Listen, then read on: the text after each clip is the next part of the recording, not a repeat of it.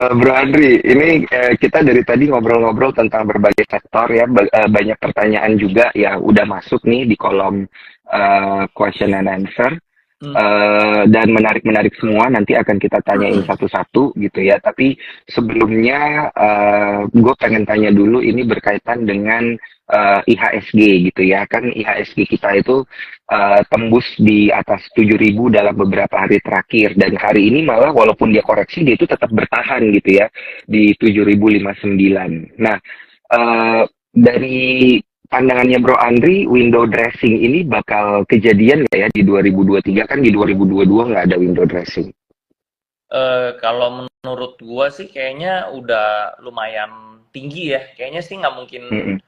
paling paling paling mentok mungkin 7.300, 7.500 gitu ya, nggak mungkin sampai Mm-mm. naiknya jauh-jauh banget paling ya. Kalau menurut Oh, gua sih nggak bakal naik sampai gede banget ya, gitu loh. mm-mm. Paling Oke, nggak berarti jauh-jauh lah. kenaikannya udah terbatas gitu ya? Iya, udah di pucuk soalnya ya kayaknya ya. Oh, oke, oke, oke, oke, oke. Nah, ini menarik nih Mungkin mungkin untuk naik kita. lah lebih sedikit lagi. Mm-mm. Mm-mm. 7.100 gitu mungkin ya. Iya, paling situ-situ ya. Oh, oh, oke, oke, oke.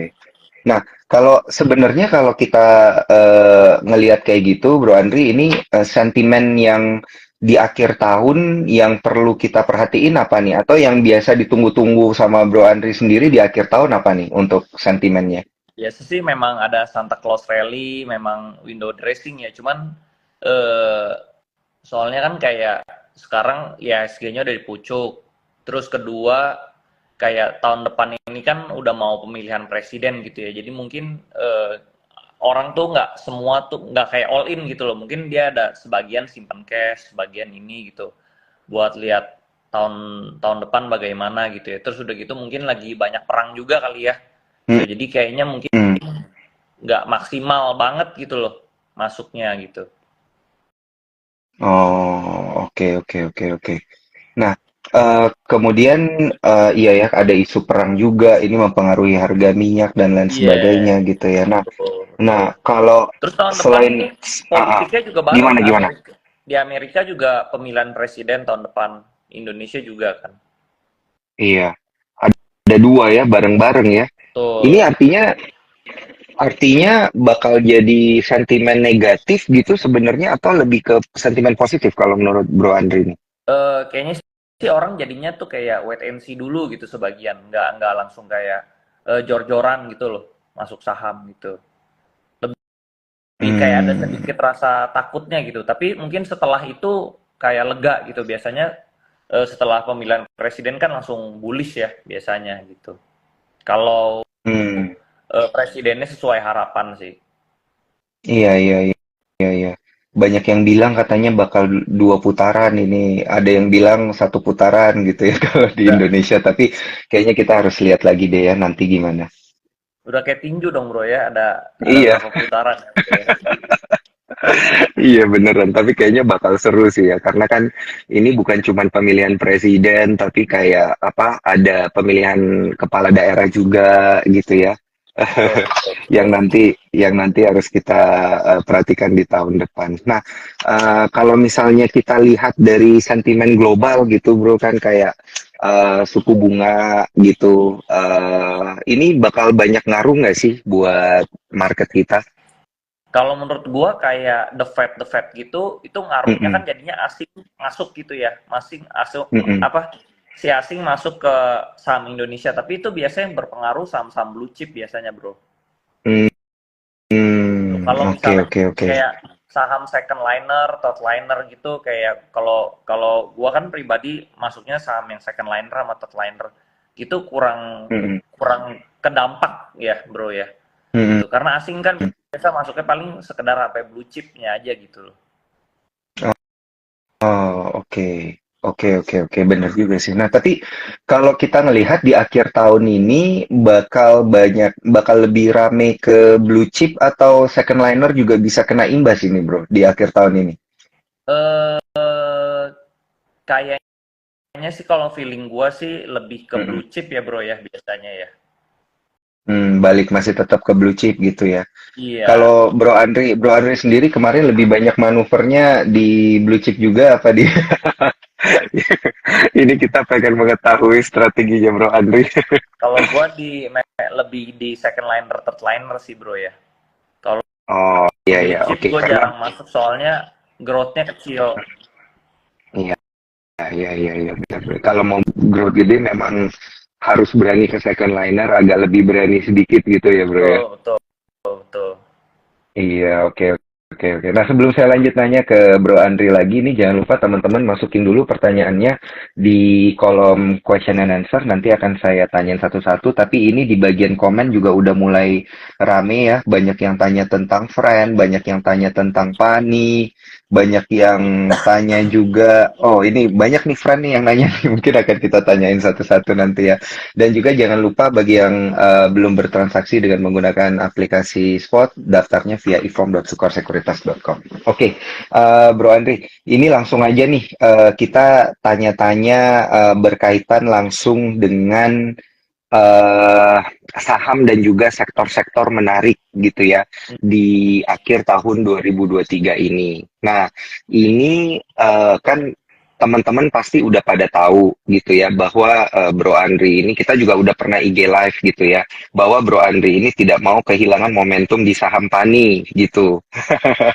Nah, di akhir tahun ini gimana itu momentumnya Bro Andri untuk saham propertinya dulu deh sebelum kita masuk ke tani. Kalau kalau menurut ini menurut saya pribadi ya, Mm-mm. nggak Iya, iya. rekomendasi pandangan Disclaimer gue on. disclaimer ya. Kalau Iya. menurut gua properti yang lain belum ada yang menarik selain Pani ya kalau Mm, menurut gua karena mm, properti di Indo itu perusahaan itu identik dengan banyak utang sebenarnya. Nah, cuman si mm, Pani doang ini itu dia satu-satunya perusahaan properti tanpa utang gitu loh.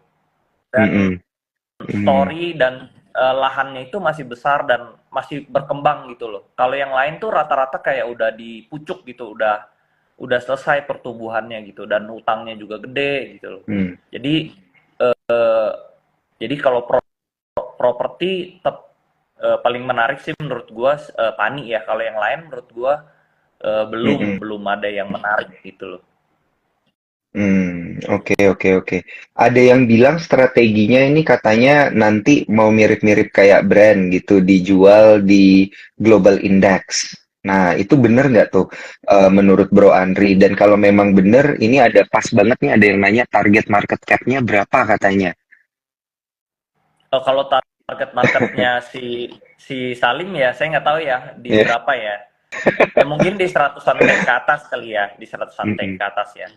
Cuman ada kemungkinan nggak dia jualan di mungkin kayak kemarin aman gitu ya, jatuh terjun longsor Mm. kayak gitu ya. Ya saya nggak tahu juga ada atau enggak ya, teman mungkin aja bisa gitu ya, mungkin aja bisa gitu loh. Cuman yang tahu pastinya Oke. kan mereka ya. Kita kan cuman bisa analisa gitu ya. Mm-mm. Iya benar, kita ngikutin aja gitu ya. Yes, cuman Untuk apa namanya? betul. Ya. Cuman bedanya Pani dengan yang lain, misalnya seperti Aman, seperti misalnya Arto atau Mm-mm. BBHI gitu ya. Eh, Mereka itu udah overvalued gitu ya. Udah misalnya dari asetnya sama dari income-nya itu udah overvalue banget gitu loh.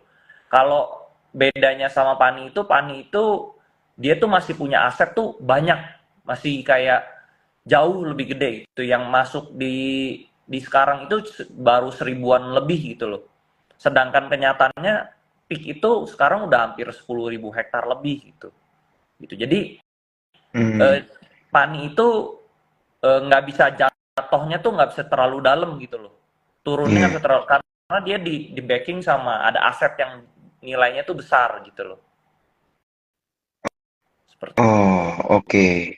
ya Fundamentally ya berarti ya. fundamentally gitu loh. Jadi dia walaupun turun tapi dia ada fundamentalnya bahwa tanahnya itu besar sekali gitu. Jadi dia nggak bisa turun itu dalam-dalam banget gitu loh. Koreksinya nggak dalam gitu. Mm-mm. Nggak kayak mungkin di bank-bank digital gitu ya kan turunnya dalam karena Mm-mm. begitu pendapatannya meleset mereka langsung anjlok gitu loh. Iya, iya, iya. Nah, Gimana tuh berkaitan dengan pergerakan harga sahamnya, Bro Andri? Ini kan soalnya kita ngelihat Pani ini baru saja menyelesaikan right issue ya. Right issue-nya ini kan juga banyak yang bilang, waduh, right issue-nya mahal banget gitu karena harga pelaksanaannya 5.000 per saham gitu ya dengan nilai nominal apa namanya yang diterbitkan itu 2,1 miliar saham biasa dengan nilai nominal 100 per saham gitu. Nah, harga pelaksanaannya kurang lebih 5.000 per lembar sahamnya. Gitu. Nah, setelah adanya red issue ini kita kan lihat ada penetapan harga teoritis dan juga pergerakan harga sahamnya Pani itu ada di 4.600 nih terakhir. Nah, kedepannya gimana nih Bro Andri ngelihat fluktuasi pergerakan harga Pani setelah red issue? Sebenarnya ini sesuai kayak Mm-mm. ekspektasi saya dari bulan lalu sih sebenarnya ya. Hmm. Karena tuh Oh, atau yang kita ngobrol-ngobrol itu terakhir tuh. enggak, soalnya gue tuh udah mulai denger lah isunya bahwa dia bakal red issue tuh di harga atas gitu loh, di harga Mm-mm. 5 ribuan gitu loh. Tadinya Mm-mm. mungkin yang gue denger tuh mungkin 3.000, terus karena sahamnya naik dia naik terus gitu loh 4.000, terus bahkan terakhir kan akhirnya jadinya red issue di 5.000 gitu ya. Itu tuh sebenarnya Mm-mm. dengan alasan itu bahwa perusahaan ini sebenarnya bagus gitu loh. Perusahaan ini Mm-mm. bagus, dia mau ambil semuanya gitu loh. Bahkan Mm-mm. ini sahamnya kalau kita lihat itu dia kayak misalnya kalau udah kena 4.700 dia mantul mantul ke bawah gitu loh. 4.700 terus Mm-mm. dia turun lagi. Itu sebenarnya tuh kayak dia nggak kasih saham ini tuh naik di atas 5.000 gitu loh. Karena mungkin si pengendali ini mau tebus semua, dia mau makan semua hasil right issue-nya gitu loh. Jadinya Mm-mm. sampai sampai right issue-nya ini selesai, kalau nggak salah tanggal berapa, tanggal 6 atau tanggal 7 ya, Iya. itu menurut saya harganya bakal susah naik bisa di atas 5.000 gitu loh. Jadi saham Mm-mm. saham ini tuh dijaga supaya nggak boleh lebih dari 5.000 sebelum rights issue-nya selesai gitu loh. Nanti mungkin setelah Oh, right issue selesai baru dia lewatin sana. Jadi si pengendali itu dia bisa ambil rights-nya sebanyak-banyaknya. Karena kalau misalnya harga ini lebih dari 5.000, orang-orang pasti pikir, wah ini misalnya nih contoh misalnya Pani sekarang udah harganya 6.000. Pasti semua orang bakal tebus right issue-nya gitu loh. mm. Karena orang Mm-mm. pasti tebus, oh harga sekarang 6.000, right issue-nya 5.000. Ya udah kita tebus aja gitu loh. Nah, makanya Iya, sekarang iya, iya. harganya nggak dikasih lebih dari 5.000. Supaya kenapa? Supaya kita Oh, semua pikir, ini buat apa kita tebus di 5.000? Orang harga sekarang aja 4.700 gitu, 4.600 gitu. Jadi nggak dikasih oh, lebih oke. dari 5.000 gitu loh. Nah, jadi karena semua orang tidak tebus, jadi si pengendalilah yang bakal tebus semuanya gitu loh. Gitu.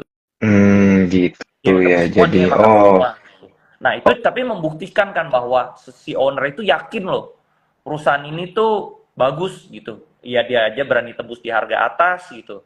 Dia masih mau makan mm-mm. banyak gitu loh. Ya, ini ya sebenarnya permainannya nanti setelah right issue-nya selesai artinya gitu loh. Iya, iya, iya. Oh iya, ini saya perlu ralat juga. Ternyata X rate issue-nya itu nanti di pasar tunai di tanggal 5, di pasar reguler dan negosiasi itu X rate issue-nya ada di 1 Desember atau Yes. hari ini nanti distribusinya itu di tanggal 8 sampai dengan 14 Desember. Yes. Kelarnya itu semuanya di tanggal 15 Desember. Jadi Nah, dinantikan aja ini ya.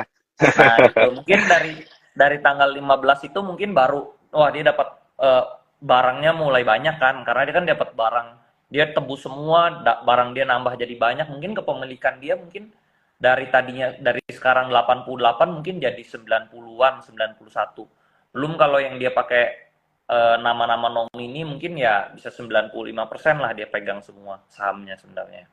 Hmm, oke, Iya, oke, dia oke. Jadi naikinnya nanti dia tanggal menguasai ya. betul, Ah, iya. Dia nggak perlu ah, naik sekarang oke. gitu loh.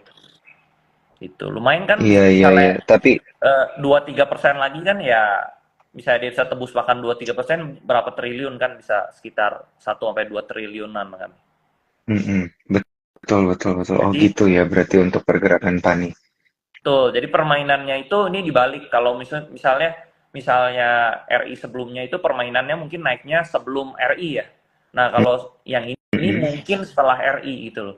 Nah, setelah RI-nya kapan? Bisa juga belum tentu setelah tanggal 15 main, bisa aja tahun depan gitu loh. Cuman yang pasti Hmm. setelah RI baru baru permainannya di sana lah gitu. Bukan sekarang. Oke, oke. Berarti untuk investor kalau misalnya mereka udah punya banyak dan kemudian dia kan dapat banyak saham baru nih, Bro Andri. Harganya misalnya di bawah 5.000. Nah, ini apakah perlu ditebus apa enggak? Atau dia jual aja rights-nya gitu? Nggak usah. Hmm. Nggak usah ditebus gitu. Kayak misalnya saya juga punya kan, saya Mm-mm. diemin aja, saya nggak usah tebus gitu. Bahkan kalau misalnya right sell aku ya jual rights-nya aja gitu. Oh, iya, iya, iya. Karena rights-nya emang Di harga atas, atas, harga sahamnya di bawah. di Iya, bawah, iya. Ngapain? Maksudnya iya. kalau misalnya kita mau nambah, misalnya kita punya jatah rights, misalnya contoh 10.000 lot, contoh ya. Ya mendingan Mm-mm, kita beli aja mm-mm. di market sekarang 10.000 lot daripada kita tebus right issue beli di 5.000 gitu loh. Daripada beli 10.000 lot di 5.000, mendingan kita beli 10.000 lot di harga sekarang gitu, di 4.600 lebih untung gitu loh. Iya, Right-nya betul. Karena dijual kalau aja misalnya gitu. ditebus, kalau ditebus berarti average-nya naik dong ya? Iya, betul. Nah, mendingan kalau Oh, mau oke. nambah, mendingan buka aja akun sekuritas satu lagi, buka di Sukor, ya dia Mantap. tambah gitu, tambah di sana gitu. Jadi terpisah kan, average-nya nggak rusak. Misalnya dia punya di sekuritas A berapa lot, tapi mau nambah nih, ya udah bikin aja akun di sekuritas B gitu berapa lot gitu loh. Nambahnya jadi nggak Hmm, merusak average sahamnya gitu loh. Gitu iya, di iya, iya, akun iya. berbeda seperti itu. Itu yang saya lakukan sih kalau mau nambah gitu. Jadi nggak ngerusak akun yang sebelumnya gitu loh. Iya, benar. Karena itu bisa merusak psikologi tradingnya ya. Kalau Betul, berubah, betul, kalau berubah average-nya, psikologinya juga bisa berubah. Oke, betul, betul. Bro Andri, ini Tapi ada dari plusnya lagi, Pani nih, bro. Plusnya gimana gimana? lagi si sahamnya si owner juga nanti jadi ke average up. Jadi Oh, si oke. owner itu nanti average-nya di sekitar 1.200-an lah, gitu loh. Oh, tak sama ya kalau iya karena kan dia harus Dia tebus kan semua average gitu ya. up ke 5.000, betul. Mm-mm. Betul, betul, Sekarang betul. mungkin owner average-nya di sekitar 500. Nah, dia sekarang average-nya naik di 1000 an gitu loh. Jadi sebenarnya ada supportnya juga naik sebenarnya. Mm-mm. Oke, oke, oke. Wah, menarik ini kita udah membahas hampir semuanya nih ya untuk Pani. Kita lihat aja nanti di 15 Desember kelarnya seperti apa gitu ya. Tapi ini Yes, masih layak untuk diperhatikan sampai akhir tahun bahkan sampai tahun depan justru ya. yes, betul. Untuk apa terutama untuk penggunaan dana red issue-nya ya, Bro. Itu kan katanya nanti untuk pengembangan ya, untuk ekspansi Betul, gitu ya. betul, Jadi betul. story-nya masih berlanjut ya ini di 2024. Soalnya tadi ada yang nanya Pani Yes, 2025 gimana gitu. yes. Kan kebetulan tahun depan 2024 kan aja tahun belum. naga gitu loh. Oh iya bener juga Nah, ya. naga bangunnya memang di tahun naga. Iya iya iya iya iya. Wah, filosofinya dapat banget ini. Betul. Oke oke menarik menarik ya. Kita lihat tahun depan nanti ekspansinya seperti apa. Oke dari Pani bro ini banyak yang nanya tentang friend gitu. Saya juga nggak ngerti nih kok banyak yang bilang kok tolong dong tanyain friend gimana gitu. Kalau gua jujur nggak tertarik friend ya. Jadi Hmm, emang karena hmm. circle of competence gua nggak di sana, eh, gua nggak terlalu bisa banyak komen soal friend ya. Karena Iya. kalau menurut gua pribadi mungkin kurang menarik gitu loh. Masih ada emiten-emiten lain Mm-mm, yang lebih menarik gitu ya. mm-mm. Tuh. Oke. Nah yang menariknya nih yang mana ini bro? Kalau misalnya kalau tanya misalnya beberapa minggu ini mungkin Mm-mm. nomor satu eh, ini langsung kita sebut saja emitennya Ya, ya. Contohnya silakan. misalnya Goto sangat menarik gitu loh. Mm-mm, Atau bank-bank digital lagi menarik lagi gitu loh. Jadi mm-mm. daripada saya ikutin yang slow, Iya. yang gerakannya lambat, mendingan saya langsung masuk aja yang lagi trending sekarang gitu. Oh, Goto tag ini menarik ya. Tadi saya udah Yes, sempat tag jelasin lagi. dikit tentang tag gitu. Betul, Nah, tag menurut lagi menurut Bro menarik. Andri, kenapa? Kenapa nih? Kok tag menarik banget? Karena saya mendengar isu bahwa Goto ada yang mau masuk ya, ada investor besar mau Mm-mm. masuk. Eh, Oke. Investor Oh, besarnya itu TikTok kalau yang saya dengar. katanya mau gabung ya, TikTok Yes, ke Goto. Iya, iya, yes iya, iya. Saya betul, juga baca sih ini ada berita. Udah naik di media sih yes memang ya. betul, betul. Eh, eh, Ya sebenarnya kita berarti, sebagai investor uh, cuman harus menganalisa berita ini benar atau salah gitu loh. Kalau salah ya mungkin mm-mm, sahamnya bakal turun, tapi kalau benar ya bakal terbang gitu ya. Nah itu mm-mm. PR-nya investor gitu loh. Kalau saya sih saya udah kerjain PR saya gitu loh. Gitu. Iya, PR analisa fundamentalnya ya, Bro Betul, Andri ya. betul, Eh, betul. eh, tapi kalau kondisi-kondisi kayak gini kan memang masih belum ada kepastian, Bro Andri. Ini apakah istilahnya kalau kita beli ini kan berarti kayak spekulatif buy dulu gitu ya? Eh, Sebenarnya sih isu yang beredar beredar udah lumayan kemana-mana ya. Kalau saya sih udah mulai denger Mm, sih ya, mm, udah mulai denger sih. mm. Mungkin eh, Bro mungkin lebih tahu kali di sekuritas ada informasi-informasi apa gitu kan. Iya, iya, saya justru mau tunggu bisikannya dari Bro Andri nih Oh gimana nih. gitu. Nah, terbalik nih Bro. Biasanya biasanya lebih kencang kalau dari Bro Andri kan.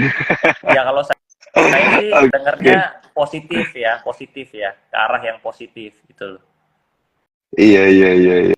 Memang ada wacana ke arah sana ya, makanya sebenarnya kalau kita lihat ada beberapa sekuritas juga yang mulai mengakumulasi gitu ya. Yes, yes, betul, betul. Sifatnya juga memang ada yang bilang ini spekulatif buy gitu. Tapi ya menarik ya soalnya dia naik terus geraknya dan juga jadi semakin apa fluktuatif sama makin liquid dia jadinya untuk GoTo sendiri. Betul. Tapi kan ada perumpamaan kayak gini, Bro. Di behind every rumors gitu, there's a little truth gitu loh. Iya, iya, iya, Jadi iya. setiap rumor-rumor yang beredar itu sebenarnya ada kemungkinan besar itu benar gitu loh. Walaupun ada kemungkinan dia Mm-mm. nggak benar, tapi ada kemungkinan besar itu benar juga. Kayak contohnya misalnya Mm-mm. saya di Arto gitu ya, di Pani gitu kan Iya, dulu ada info mau diakuisisi, tapi ownernya denies terus. Kan ujung-ujungnya juga jadi juga gitu loh. iya, iya, iya. Jadi setiap Dina, every Dina, rumor Dina, itu sebenarnya ada ujung-ujungnya jadi. benernya gitu. Itu bro. Iya, iya. Tapi ada yang nggak jadi juga tuh dulu tuh kayak yang apa ada bank digital mau diakuisisi, nggak jadi BNBA gitu ya. nggak jadi. Nah sebenarnya kalau BNBA. BNBA itu nggak jadi Iya. karena nggak cocok harga sih, bukan nggak jadi deal, nggak jadi Oh, dibeli. oh, Sebenarnya emang si waktu itu Shopee ya, Shopee beneran mau beli, cuman harganya nggak cocok gitu nggak loh. cocok harga Jadi itu sebenarnya aja. beneran juga rumornya cuman dealnya nggak jadi aja gitu. Hmm, oke, oke, oke, oke. Iya ya, behind every rumor there is a little truth. Oke. Berarti banyak yang bilang soalnya di komen ini titip sendal dulu aja. Oke. Gitu ya. Tergantung kalau kemarin Cicu Ai bilangnya tergantung sendalnya apa, Swallow apa Hermes. Ya. Kalau sendal Swallow Oke. ya setidaknya jadi sendal Hermes gitu Oh, kan. kalau sendal Hermes jadi mobil gitu ya. Iya. Kalau sendal Hermes jadi Oke. tiba jadi sepatu gitu loh. Iya. Oke, oke, oke, mantap Bro Andri. Nah, kita coba geser dikit ke bank digital gitu ya. Kalau bank digital ini kan Bro Andri udah pasti nih jagonya lah untuk bank digital. Kita kemarin lihat ada pergerakan signifikan ya sampai tadi pagi untuk BBYB gitu. Ada yang ngebit sampai 3 juta lot itu Bro Andri, nggak kira-kira. Ini kenapa ya sebenarnya ya sama bank-bank digital ini ya? Kalau eh, bank digital, kalau saya kan bank digital juga banyak ya. Kalau saya jagoannya tetap Arto dan BBHI sih kalau saya ya, gitu loh. Oke, Mungkin ya ada Arto yang juga lain-lain. masih terbang. Yes, Arto juga terbang. Mm-mm. Sebenarnya salah satu portfolio saya juga ada Arto, ada BBHI itu juga dulunya terbang ya, gitu loh. Mm-mm, betul. Kalau jagoan saya memang saya mainnya di sana-sana sih, di circle yang saya udah tahu lah, udah paham gitu loh. Kalau BBYB Hmm. biasa saya cuma trading ya, nggak lama-lama gitu loh. Karena biasa Hmm. kenaikan BBYB itu dia udah naik terus dia turun lagi, dia naik tinggi terus dia turun lagi gitu loh. Dia nggak pernah yang naiknya itu panjang gitu loh. Kalau Arto BBH itu dia naiknya lebih panjang gitu ya. Hmm. Hmm. Nah, Karena BBYB kan mau itu ya. right issue juga kan BBYB. Oh, oke. Ini yang membuat pergerakan signifikan ya untuk BBYB ya. Betul, betul, Nah, betul, betul. Kalau ya untuk kalau trading atau untuk ngikutin right issue-nya boleh gitu loh. Teman, kalau saya di BBB nggak tahu kenapa saya ini pribadi ya saya nggak berani pegang lama gitu loh. ya. Oh, oke. Nah, untuk Arto sendiri gimana nih, Bro Andri? Arto dan juga BBHI.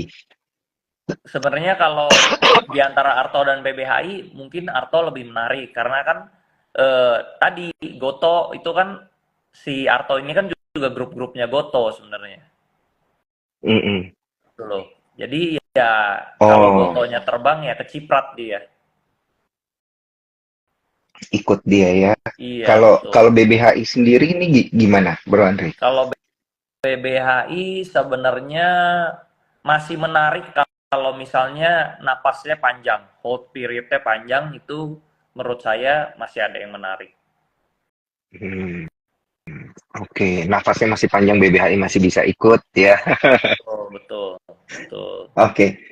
Nah, kalau yang menarik-menarik lagi selain tech, bank digital, apa masih ada yang lainnya yang menarik? Eh, kalau saya memang circle of competence-nya itu jadi cuman mainnya di situ-situ sama tambah satu properti si Pani itu sih. Kalau properti yang lain Oh, menurut saya kurang menarik. Yang paling menarik tuh cuman properti ini karena asetnya gede mm, banget. Itu valuasi segitu tuh masih terlalu murah untuk aset dia yang sebesar itu gitu loh. segede itu. Bahkan kalau kita Mm-mm, nonton yang korseknya Pani yang Bu Kristi ngomong di YouTube itu mm-mm, perusahaan yang nggak ada utang, asetnya mm-mm. juga masih jauh lebih besar lagi gitu. Tahun depan ada kemungkinan ada corporate action lagi gitu. Jadi eh, pegangnya tenang lah gitu loh. Kalau kita tahu Iya, ngerti apa yang kita beli kan kita enak tenang ya. Misalnya iya. besok mau turun kita juga nggak takut gitu loh. Gitu. Mm-mm. Oke, Nah, oke, jadi oke, kalau oke. kelebihan saya sama orang lain sebenarnya saya tuh kalau pegang barang tuh yakin gitu loh. Saya nggak takut kalau dia turun gitu loh. Iya. Nah, ini ngomong-ngomong berkaitan dengan itu, pas banget ini ada yang nanya, Bro Andri, ada batas untuk CL berapa persen dan cara menyikapi untuk hold gimana katanya? Nah, Strategi saham itu, tradingnya nih. Ah, ah. nah setiap kita mau entry saham kita udah harus tentuin dulu saham ini tuh mau buat trading atau saham ini mau buat invest. Mm-mm. Kalau saham ini memang mau buat trading, kita harus batasin turun itu maksimal 10%. Oke. 5 sampai 10% kita udah harus cut loss. Nggak boleh lebih dari Mm-mm. 10%. Karena kalau dia penurunan lebih dari 10% turunnya, itu balikinnya lagi 11% gitu loh. Dia turun itu juga compounding soalnya. Nah, jadi kalau di bawah 10 itu mulai bahaya gitu loh. Gitu. Iya, Makanya batas amannya oke. itu cut loss tuh di 1 sampai 10%.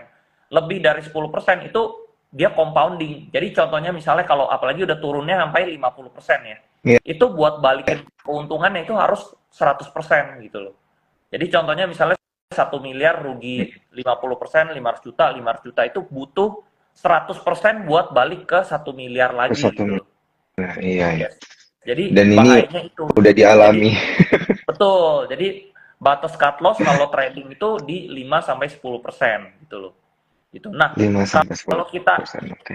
kalau kita misalnya invest, kita tahu nih saham ini bagus, eh, cerita masih apa corporate actionnya masih panjang gitu ya, masih ada cerita masa depan.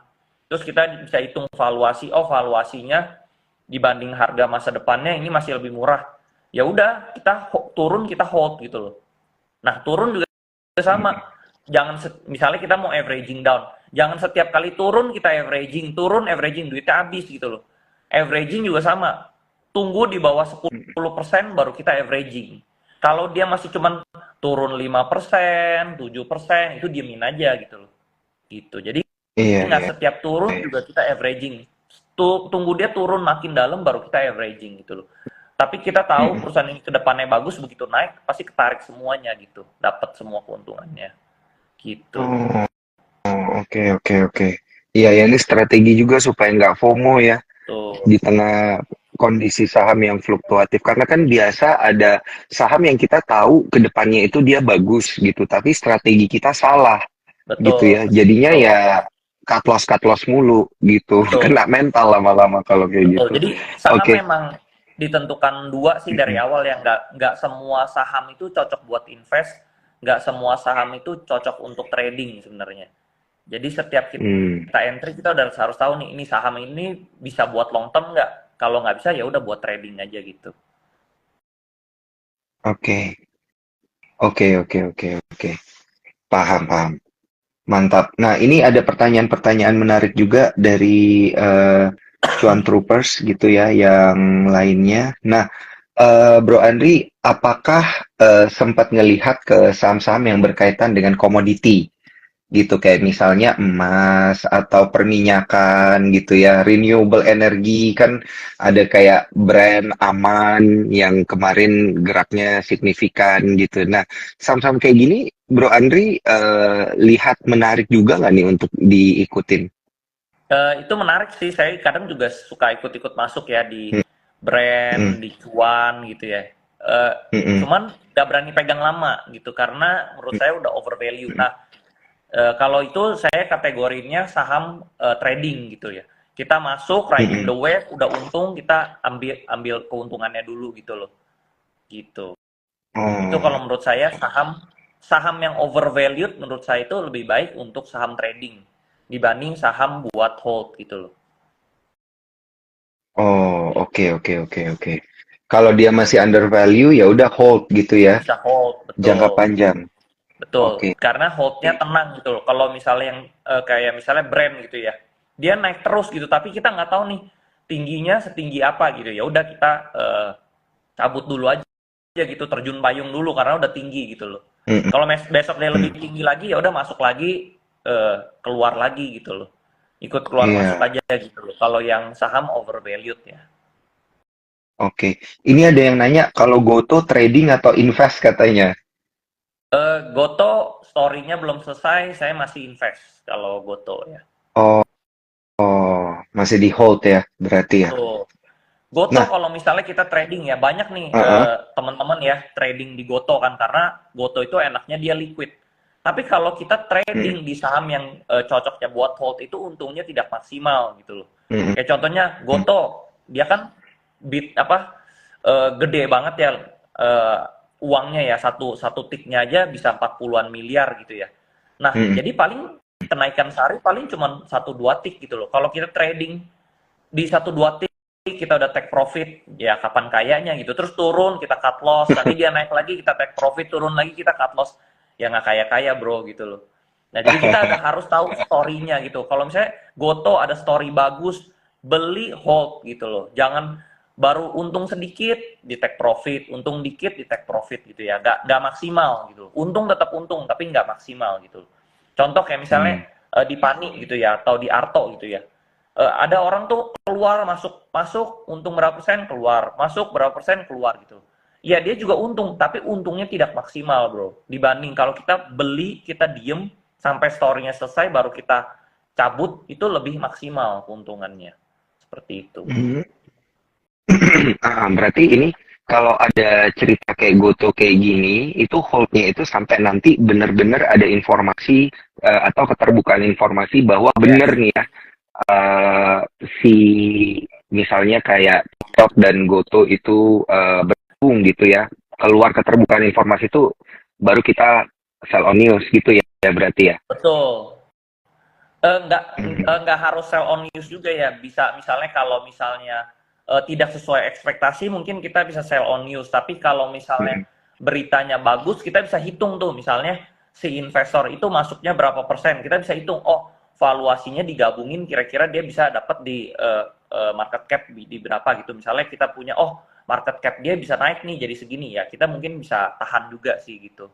Jadi lihat mhm. sektor juga ya gitu sih. iya iya iya iya. Oke oke oke.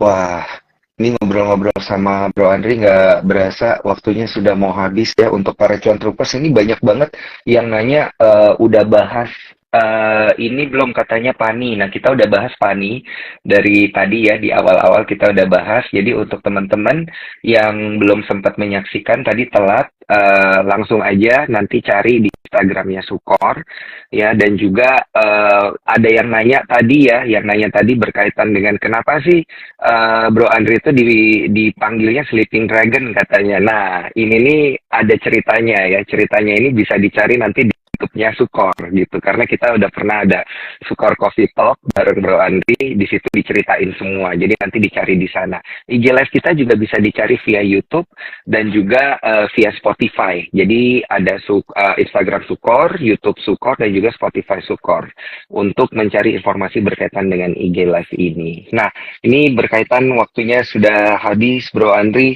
Gua mau say thank you. Thank you banget Bro Andri atas waktunya di akhir pekan ini ya, menyempatkan diri buat sharing bareng kita tadi informasi berkaitan dengan ini banget. Thank you bro, ya sama-sama.